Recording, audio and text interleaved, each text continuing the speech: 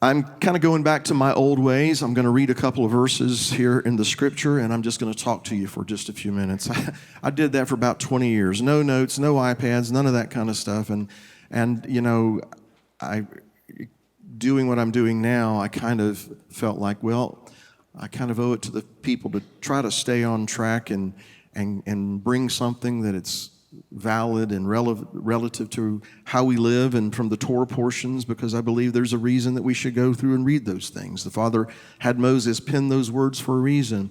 But today, anyhow, I'm just going to share some scripture with you and some thoughts. And in this context,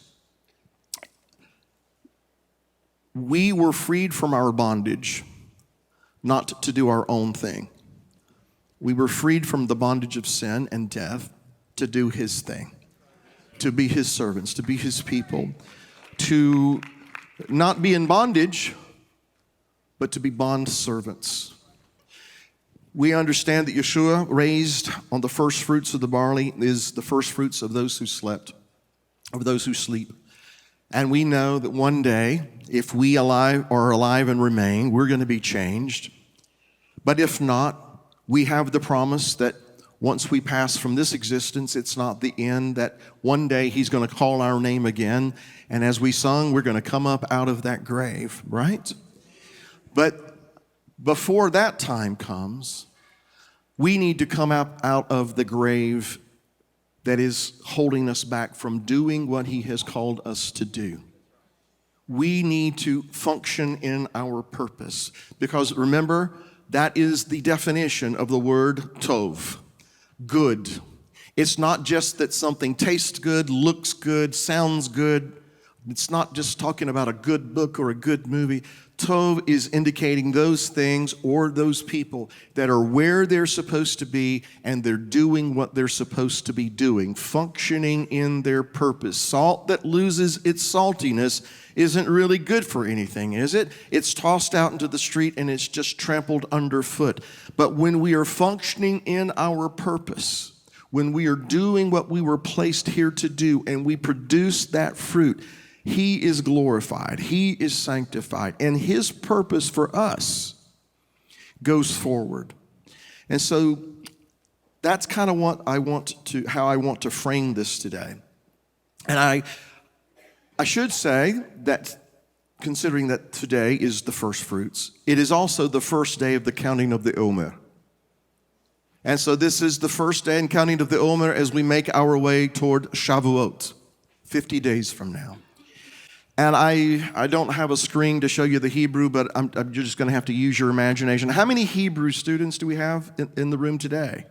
Okay, it's growing. Okay, the rest of you, come on. But the word omer, it's ayin mem resh. And phonetically, it's related to the word aleph mem resh, amar, to speak or to say. And so the idea here is that I'm going to present is in the counting of the omer, which was a measurement, that we are going to be reminded that each and every day as we make our way toward the mountain, as we make our way toward Shavuot, we will believe that step by step, each and every day, there will be something that He will speak, amad. There will be something that He will say to us. He will give us, if you will, our daily bread. When the manna first showed up in the wilderness, they were to go and collect an omer. They were to go and gather that measurement for their household. And they weren't supposed to get any more to last to the next day, because that didn't work out well. And they were not to gather on the Shabbat. And so what did He do? Knowing that they couldn't gather on the Shabbat, He just gave them a lechem mishnah, a double portion on Friday, on the sixth day. But the point is, every day He supplied their daily bread. And so every day we believe that He is going to supply us that word, that amar, if you will. He's going to give us that word that we need for that day, that will burn in our hearts, it will resonate in our spirit, and it will give us what we need to be fed for that day. And so here is the word I feel that He's given me today to share with you. And I'm going to go to the book of Romans. It's in chapter 13. And I've been rereading Paul's writings again, not necessarily yours, sir, but anyway. I've been rereading Paul, and I don't know why it never dawned on me before, the way it has recently. But the lion's share of Paul's message in all of his letters is, of course, Yeshua is the Messiah. But the other part is, and as his people, don't be a jerk.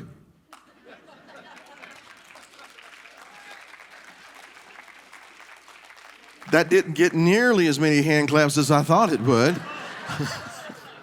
But it is. That's you go read what he has to say. Yeshua is the Messiah, and don't be a jerk.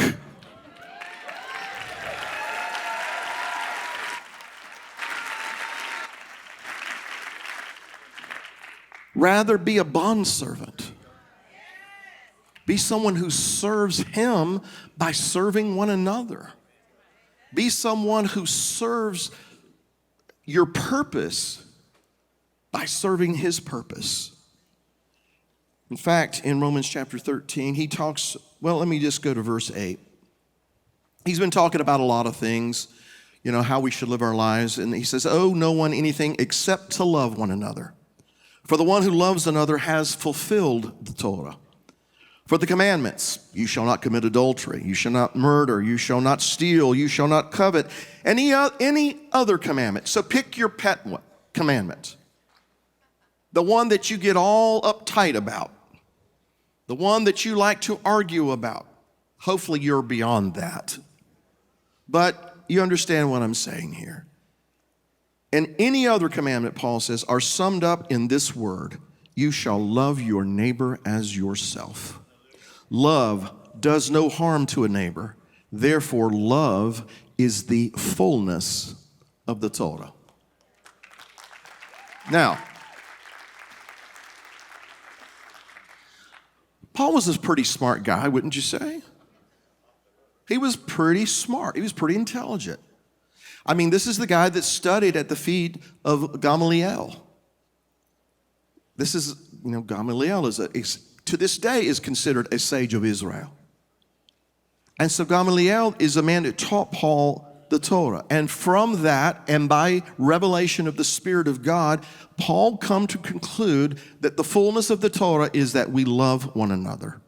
We love our neighbor as ourselves. Because when we can truly love our neighbor as ourselves, I believe it is evidence that we actually do love him with all of our heart and all of our soul and all of our strength. When we love one another that way. So he says it is the fullness of the Torah. And I want you to consider something. That in the beginning of the Torah, the Almighty clothed a naked Adam. And at the conclusion of the Torah, the Almighty buried his servant Moses. And so what is my point?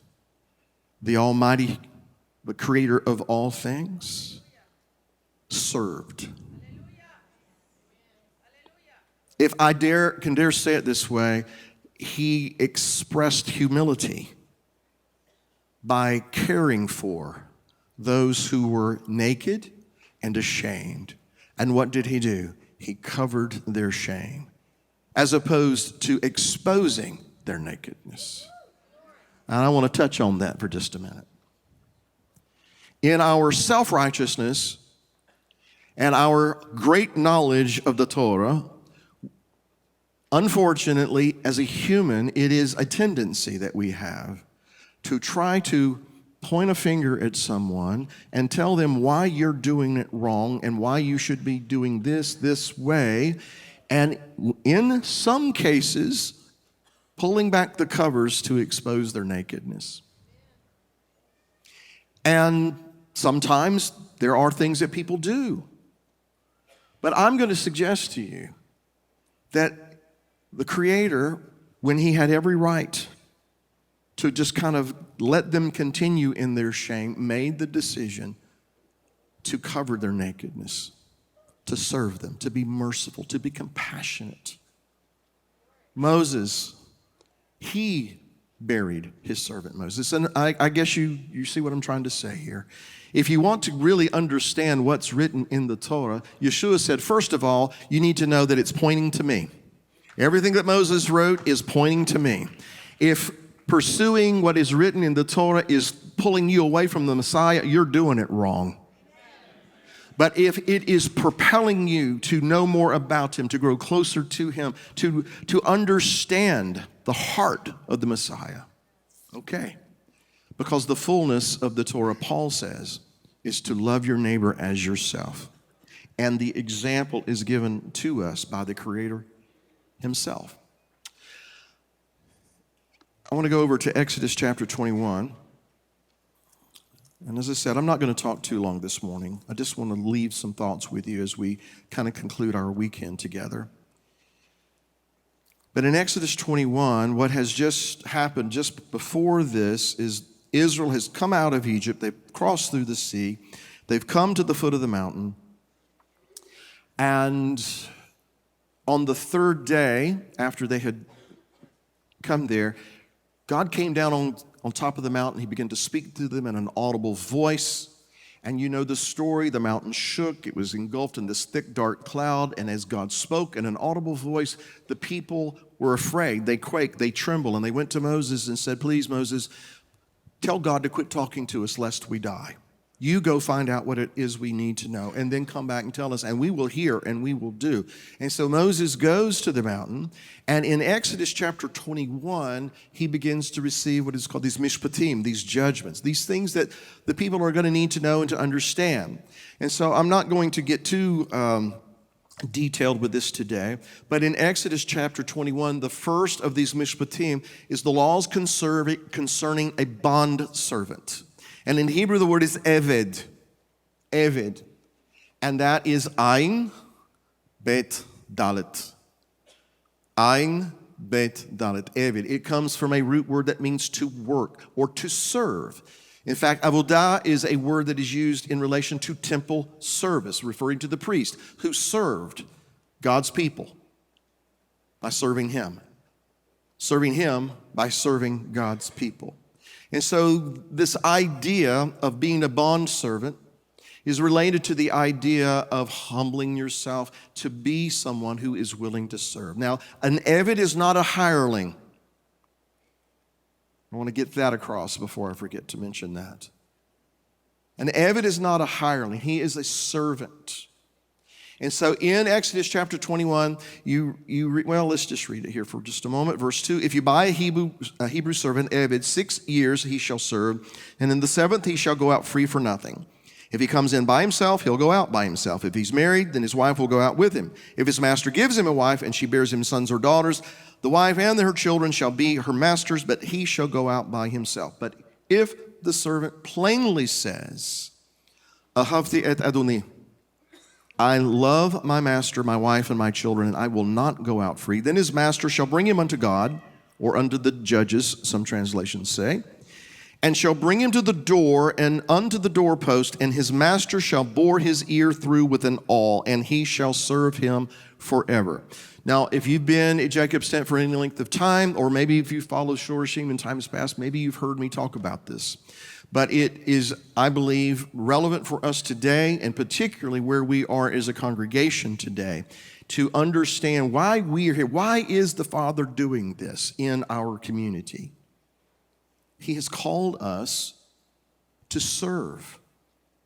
He is not only raising up an army of worshipers, but he is calling forth a people who will humble themselves and be servants to him by serving his people. It's no longer about I'm right and you're wrong. It's about let's do what's right and let's refrain from doing what's wrong. All right? So this word eved, bondservant, this is the one who, given the opportunity, can go and do whatever he wants to do, but says, no, I love my master too much. I'm not going to do that. In fact, it's not fear of his master that compels him to go to the door of his house. It is a love for his master. Because the first and great command is what? You shall love the Lord your God with all of your heart, all of your soul, all of your strength. And so those who love him in that manner, they go to the door, so to speak, to have their ear bored open. And in my mind's eye, here's how it worked. I love my master. He makes a public confession. He proclaims, I believe, like we did last night. And he says, I love my master. I don't want to go my own way. I don't want to do my own thing. And so he goes to the door. Now, some of you know that in Hebrew, the word door is delet. Delet, which is pretty much the same as the word dalet, which is a letter in Hebrew. So dalet is a delet. It's a door.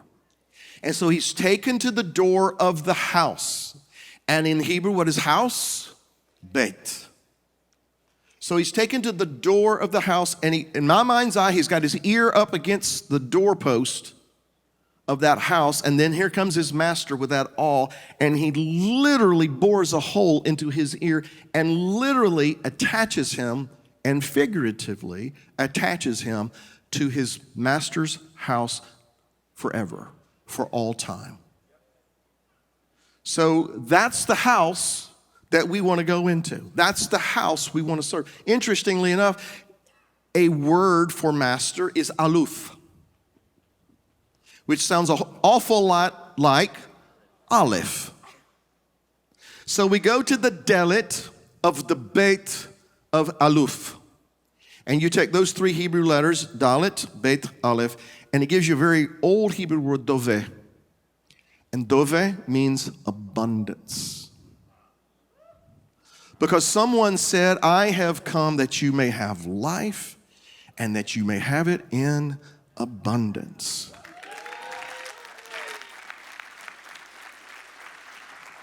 But now, let's be honest.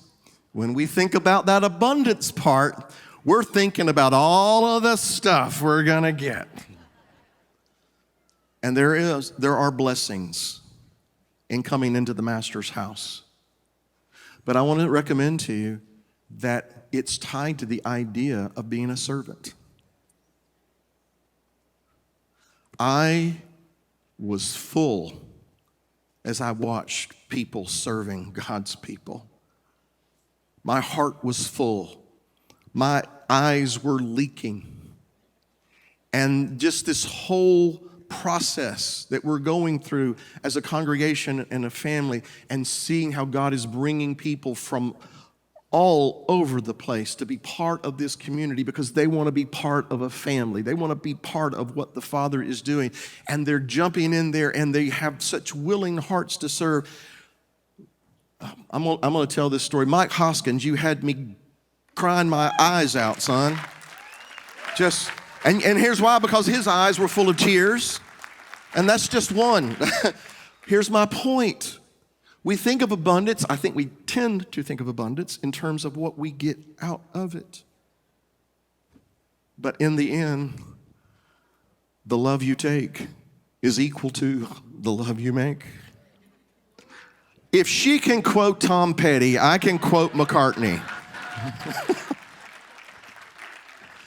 Do you hear what I'm saying, though? There is abundance in being a servant to the Most High by serving His people. And so that's what the Eved is representative of, at least as far as I'm concerned. I don't want to go do my own thing. I want to do your thing. And I want to be attached to your house forever. And so open my ear so that I can really understand what it is you're saying. Open my ear so that I can truly discern what it means when you say this. And in fact, and I won't get into the nuts and bolts of this, I am convinced that the reason he led off with the Mishpatim, speaking of a Hebrew Eved, a bondservant, was to see if those people who had said, we will hear and we will do, could really hear what he was saying in these instructions that he was giving about a Hebrew servant. Do you hear what I'm saying? How many times did Yeshua say, to he who hath an eye, let him see? But how many times did he say, if you've got an ear to hear, hear what I'm saying? So when we, of our own volition, because we love our master, and we allow ourselves to be humbled in such a way that we say, you know what, go ahead and open up my ear. Do what you got to do. I want to hear your voice. I want to know your voice. I want to be guided and led by your Spirit, because those who are led of the Spirit of God, these are the sons of God, right? So, turn that word around, Dalet, Bet, Aleph.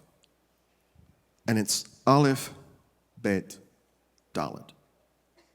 And here's why I say that. Because if you want to go to the Father, you have to go through the door, don't you? That wasn't a trick question, right?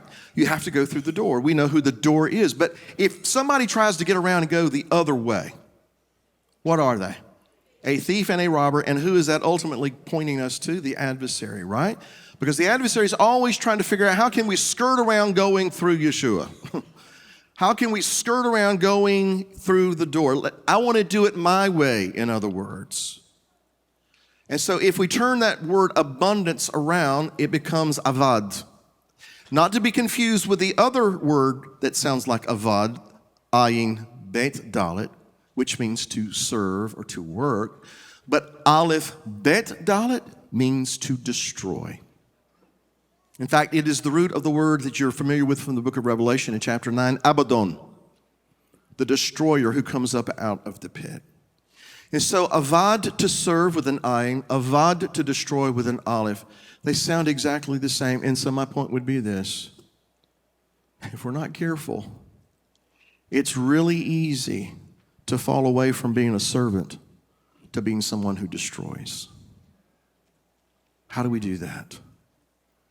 You're doing it wrong. You're not doing it the way I'm doing it. This is what you need to do. You've got to jump through my hoop. You know what I'm talking about.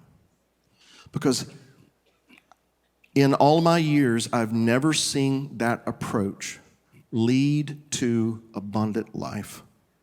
I've always watched it lead to somebody being destroyed. Because you see, to love your neighbor as yourself is to put them before you. Maybe they are doing it wrong. Maybe they're not doing what you think they should do. But you know what? We're all going to go into the kingdom still falling short in what we can do in our own power. And that is why I am so thankful today that I have been given grace, because Yeshua went to that tree, he paid that price, he was placed in that tomb, he was raised from the dead, and he is always making intercession on behalf of those that are his. In other words, he's got it all under control, right? So, in the meantime, what I want us to do as a congregation, you're about to be shocked because I'm about to be done. You know what? If you want to hear some more, go to YouTube. You know, I'm sorry. But here's my point today, and I want to bring Jacob's tent into this specifically. Jacob's tent, in my estimation, and I say this jokingly, but also very seriously, we're kind of the island of misfit toys. Well, that's a Christmas reference. Get over it.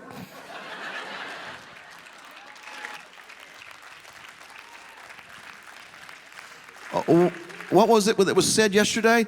Put a Band-Aid on it and keep walking.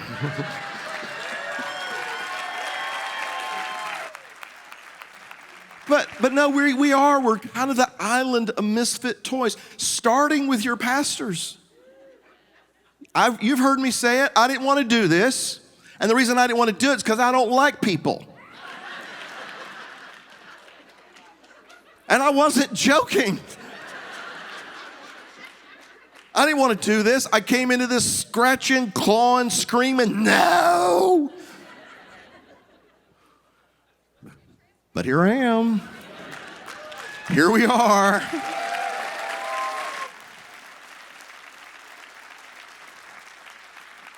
And I was looking on the stage today at some of those people that were up there with these flags, and I remember how they came. And I look around the room and I see some faces, and I remember how you came. And now I see where you are and what the Father has done. Not what Jacob's tent has done, what the Father has done. But, yeah, go ahead.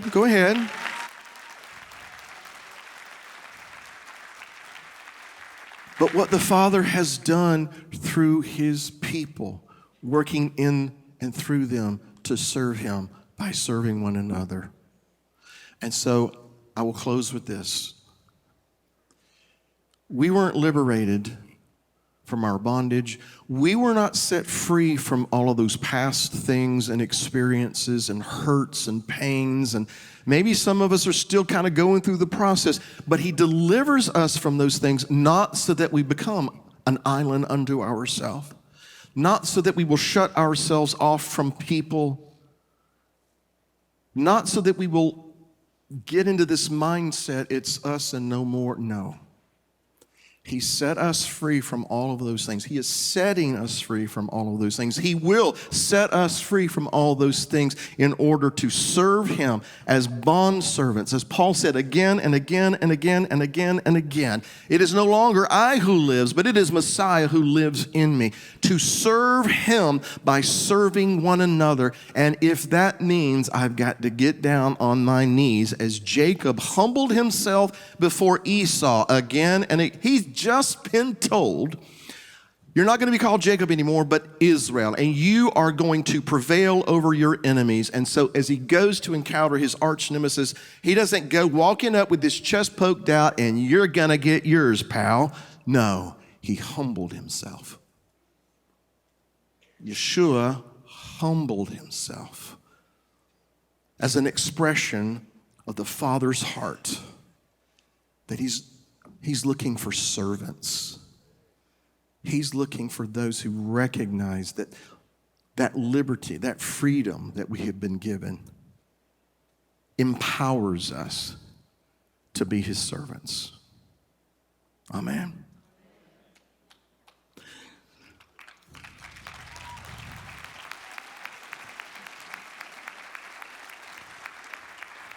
So if you consider yourself to be part of this family called Jacob's Tent, if you're out there on the live stream and you consider this to be your family, if you're thinking about coming here to be part of this family, we'll welcome you with open arms and we'll get to know you.